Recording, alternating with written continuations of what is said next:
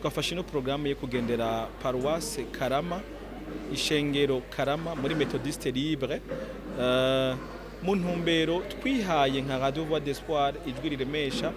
Iyo ntumbero nayo si yindi, ni ntumbero igamije cyane kwegereza iradiyo abatwumviriza, abanywanyi bacu.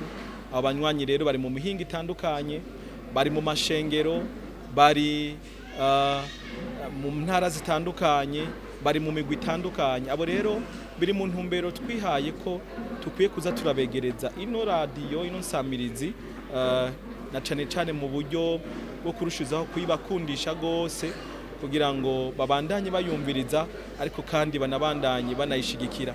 Kuba rero turi hano mu Karama, si ubwa mbere dutembereye ishengero, ariko n'ubwa mbere dutembereye ishengero Methodiste Libre hano mu Burundi. Twahereye hano i Karama. Dufise igikemanyi rero turiko dushishikara dushikiriza ahantu hose tugenda, turaca mu mashengero, haba ya Methodiste Libre canke ayatara Methodiste Libre. Ako gakemanyi gahagaze muri Matayo 28 uhereye ku murongo wa 19 ukageza ku murongo wa 20, aho havuga ngo Kristo asezeye abigishwa biwe yababwiye ico bakwiye kubandanya bakora. Yababwiye ngo nuko nimugende mu mahanga yose muhindura abigishwa, abantu banje kuba bigishwa banje, mubigishe kubitondera ivyo nabageze vyose, kandi muteko munababatize, anasezerana ati umve ndi kumwe namwe imisi yose gushitsa ku muhero w'isi. Mendi majambo, Radio Voix d'Espoir tugomba kubandanya duhimiriza abakijijwe, amashengero kubandanya bavuga ubutumwa bwiza gushika ku mpera y'isi, gushika aho abatarabumenya bari mu mihinga itandukanye y'isi bashobore kubwumva, bashobore kwakira agakiza. Ni muri iyo ntumbero nyene twifuza ko amashengero adufasha kwamamaza ubwo butumwa bwiza, aho duciye tubahimiriza cyane gose gukoresha nabo nyene ubuhinga ngurukana bumenyi, abadafise amakamera ku mashengero yabo, kugira ngo bashobore kugurura urubuga rwabo rwa Facebook rwo gushikiriza ibikorwa canke ivyama birabera mu rusengero nk'ivuga butumwa. Turabahimiriza kugira ngo bisuganye, babigure. Ivyo navyo biri mu bifasha cyane mu kwamamaza bwa butumwa bwiza, mu kwamamaza agakiza, kugira ngo isi yose imenye Kristo uwo ari wo kandi bamwizere. Kuvyukuri biboneka ko kino gikorwa twari twaratevye.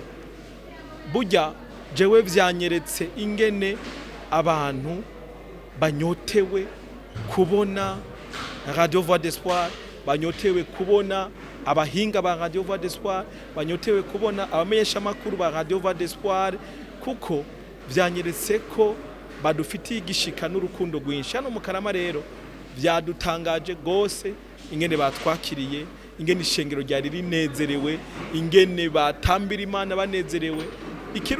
Ikirushirijeho numvise ko badakunze gusohoka saa 8, ariko vyabonetse ko banezerewe gose ku buryo n'isaha 8 duhereje ko ishengero ryari kicuzuye. Ivyo bikaba vyanyeretse umutima w'urukundo iri shengero by'ukuri risanzwe rifise, n'umutima wo kwitanga, gwitangira igikorwa.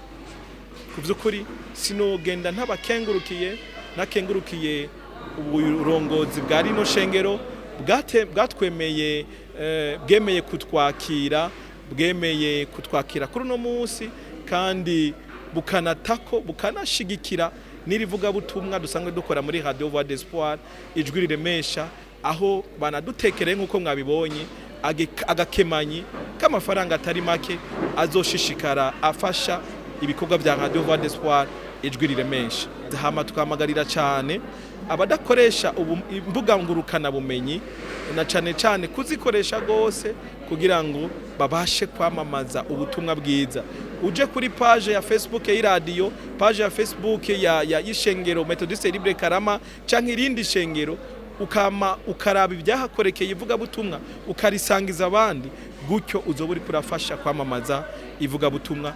Buno buhinga ngurukana bumenyi bwashizweho n'abantu runaka, ndabasabe tubukoreshe mu kwamamaza ibyiza, mu kwamamaza Kristo, mu kwamamaza intsinzi yiwe n'ivyo yakoze ku buzima bwacu, na cyane ku musaraba.